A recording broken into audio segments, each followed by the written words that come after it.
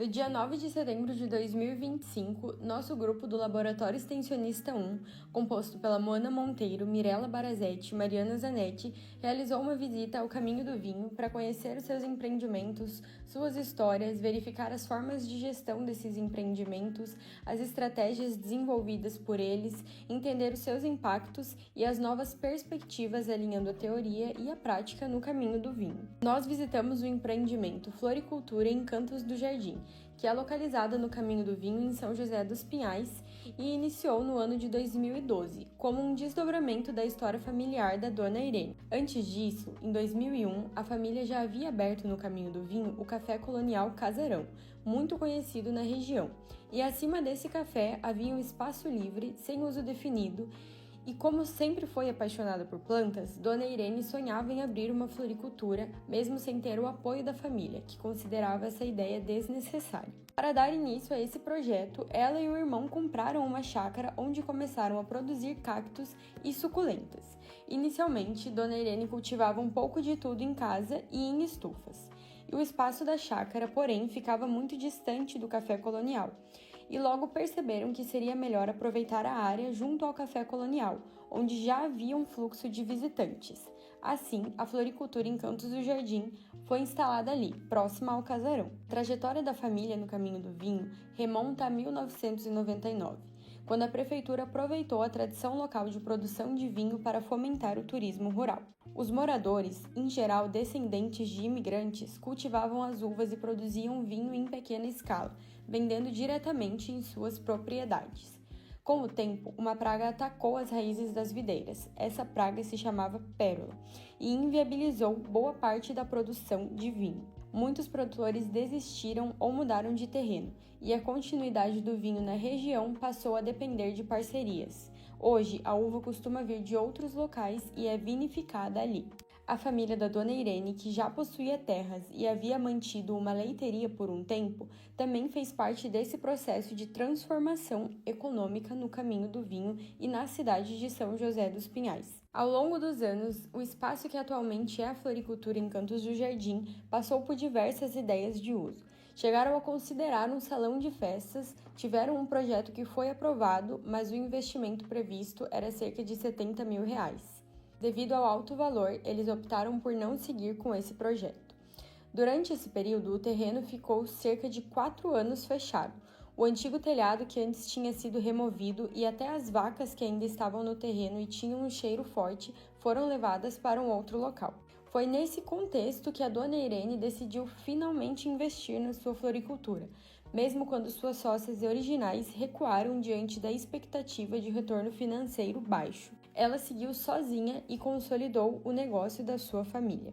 Hoje, a Encantos do Jardim não se limita apenas à venda de plantas. Além dos cactos e suculentas que são produzidos na chácara pela Dona Irene, ela também mantém parcerias com produtores que fornecem produtos como orquídeas e outras espécies e cobram uma porcentagem em cima do valor das vendas. A floricultura também oferece artesanatos de tradição familiar, como bordados, crochê, bolsas, nécessaires, além de perfumaria, bijuteria, artigos de louça, toalhas e acessórios para cabelo. Essa variedade acaba tornando o espaço um conjunto de pequenos empreendimentos e atrai diferentes públicos.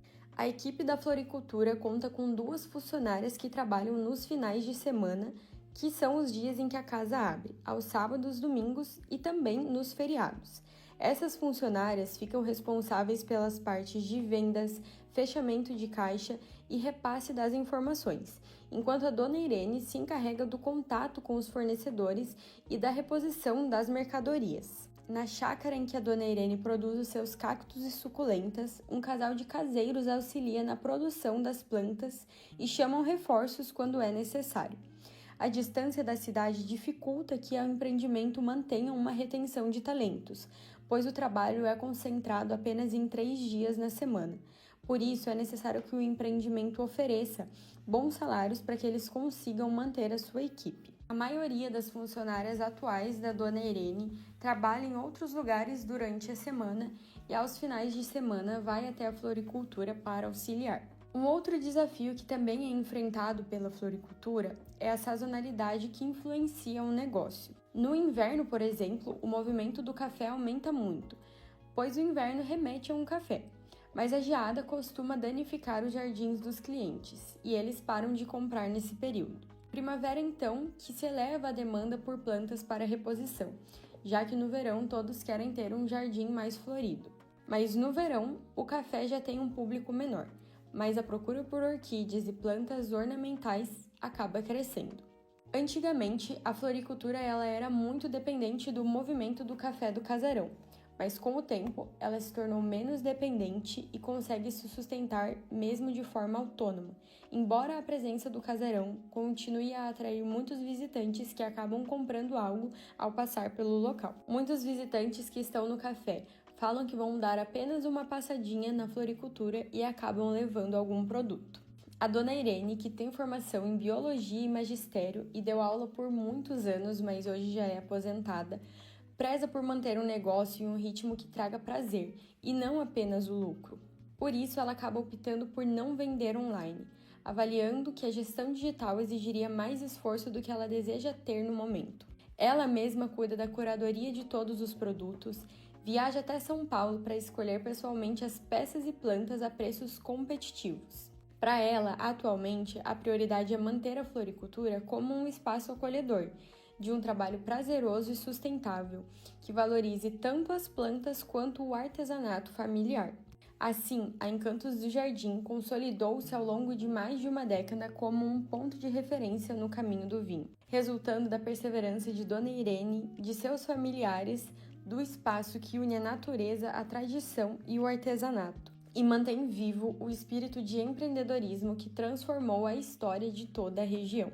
Nosso grupo vê que esse trabalho nos deu uma oportunidade muito valiosa de conhecer um empreendimento muito diferente no caminho do vinho. Porque quando a gente pensa no caminho do vinho, a gente sempre costuma pensar em vinícolas, em restaurantes, em cafés e conhecer uma floricultura, que é a única floricultura do caminho do vinho atualmente. É algo muito diferente e a gente acaba vendo como os esforços são diferentes de outros tipos de estabelecimento.